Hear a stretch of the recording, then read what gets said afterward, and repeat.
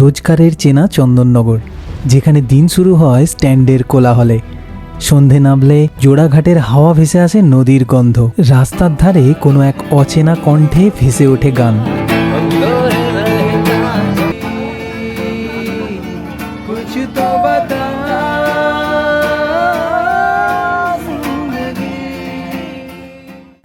আলোর ঝলমলে ল্যাম্পপোস্টের নিচে জমে ওঠে সন্ধ্যার আড্ডা। কেউ খাচ্ছে ফুচকা, কেউ খাচ্ছে ঝালমুড়ি, কারোর হাতে মোবাইল, তুলছে সেলফি। রাস্তার পাশে সাজানো কিছু স্ট্যাচু, সেগুলো যেন আজও মনে করিয়ে দেয় পুরানো পৌরাণিক কাহিনীর গল্প।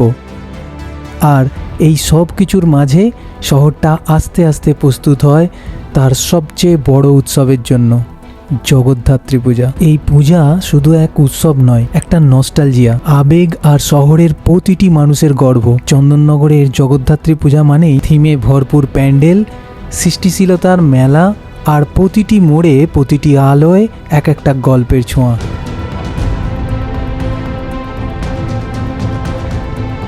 যেই মুহূর্তে পূজা শুরু হয়, চন্দননগর যেন এক নূতন রূপে সেজে ওঠে। স্তব্ধ হয়ে যায় রোজকার জীবনযাপন, সবাই মেতে ওঠে মা জগদ্ধাত্রীর আরাধনায়। সেই আবেগ নিয়েই আমিও বেরিয়ে পড়েছিলাম চন্দননগরের জগদ্ধাত্রী পূজা পরিক্রমায়। শুরু করেছিলাম মানকুণ্ডু স্পোর্টিং ক্লাব থেকে। এবারের থিম অন্য জগৎ। চারপাশে যেন স্বপ্নের মতো দাঁড়িয়ে আছে বিশাল বিশাল স্তম্ভ। স্তম্ভের ভিতর থেকে আলো বেরিয়ে আসছে, আর সেই আলোয় শহরটা যেন নিজের গল্প বলছে। সব মিলিয়ে চন্দননগর যেন আবার নূতন করে বেঁচে উঠেছে জগদ্ধাত্রী পূজার আনন্দে। আলো, শিল্প আর ভক্তির এক অপরূপ মিলবন্ধনে। এইভাবেই প্রতিটি প্যান্ডেল, প্রতিটি গল্প বলে। এক একটা থিম যেন মানুষের ভাবনা, সৃষ্টিশীলতা আর ভক্তির মেলবন্ধন।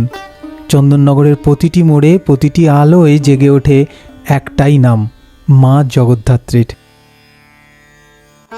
মানকুণ্ডু স্পোর্টিং ক্লাবের প্যান্ডেল পেরিয়ে আমি এসে পৌঁছালাম মানকুণ্ডুর নতুন পাড়া সার্বজনীন জগদ্ধাত্রী পূজা মণ্ডপে। এবারের থিম মনের মানুষ। ভিতরে ঢুকতেই চোখে পড়ল বেতের তৈরি অসংখ্য পদ্মফুল। দেয়ালে ঝুলছে একতারার শাড়ি, তার মাঝে বাউল গানের গল্প, লোকসংস্কৃতির রঙে রঙিন কিছু স্ট্যাচু। সব মিলিয়ে মনে হলো যেন আমি পৌঁছে গেছি গ্রাম বাংলার মাটির ঘ্রাণে ভরা এক আঙিনায়। আর সেই আঙিনার মাঝখানে বিরাজ করছেন মা জগদ্ধাত্রী, যেন তিনি নিজেই মনের মানুষ, মানুষের হৃদয়ের ভক্তি আর ভালোবাসার প্রতীক। এরপর আমার যাত্রা থামল নিয়োগী বাগান পুজো মণ্ডপে। এবারের থিম দর্পণ দৃষ্টি। চারিদিকে তারের জালের ওপর ঝকঝকে কাঁচের কারুকার্য,